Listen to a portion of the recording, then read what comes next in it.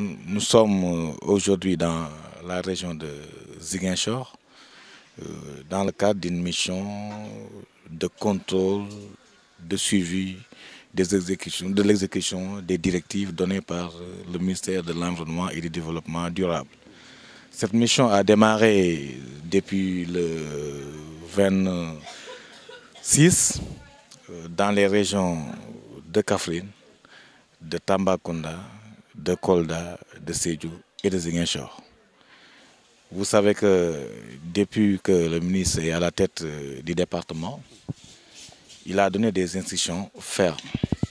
Sur la base de ces instructions, le directeur des eaux et forêts, le colonel Daniel André, a instruit les chefs d'inspection, les chefs de secteur et les chefs de brigade, n'est-ce pas, pour une mise en œuvre cohérente de ces directives.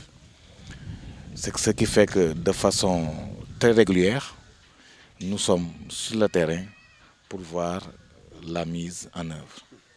Pour cette mission-ci, en plus, nous avons accompagné le ministre de l'Environnement, mais au niveau de la DFC, je suis avec le commandant Babacar John, qui est non seulement le responsable du contentieux au niveau de la DFC, mais aussi le chef de la brigade nationale. Justement, par rapport à l'étape de Ziguinchor, est-ce qu'on peut retenir essentiellement les temps forts? Bon, nous sommes encore à Ziguinchor, ouais.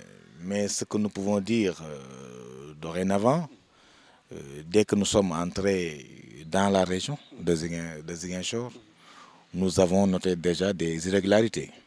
Certainement, vous êtes au courant, vous les journalistes, que cela fait bientôt 2 mois qu'un certain nombre de scieries ont été fait l'objet de visites par la brigade régionale de Ziguinchor, des infractions constatées, des PV dressés et des contentieux et des transactions à payer. Et le chef d'inspection avait instruit, n'est-ce pas, ses agents pour la fermeture temporaire de ces scieries.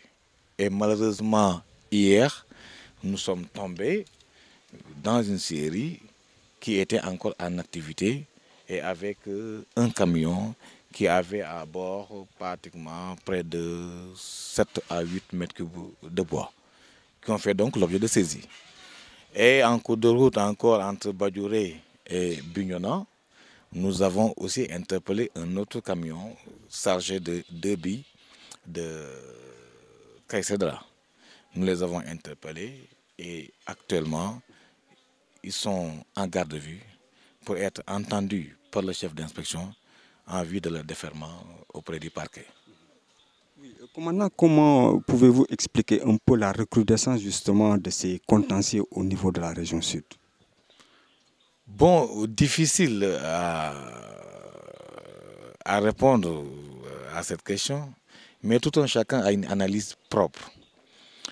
Certes, pendant un moment donné, il faut reconnaître, il y a un laisser-aller qui était dû essentiellement à un prétexte d'insécurité. Un prétexte d'insécurité qui avait peut-être justifié en partie une absence d'un service, n'est-ce pas? Mais qui est lié aussi à d'autres contextes, n'est-ce pas? Et maintenant, c'est une brèche qui est ouverte, n'est-ce pas? Et tout un chacun y profite.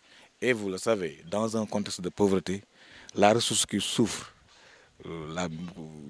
au premier plan, c'est les ressources forestières. Et vous savez, autant que moi, que la Casamance constitue notre dernier bastion.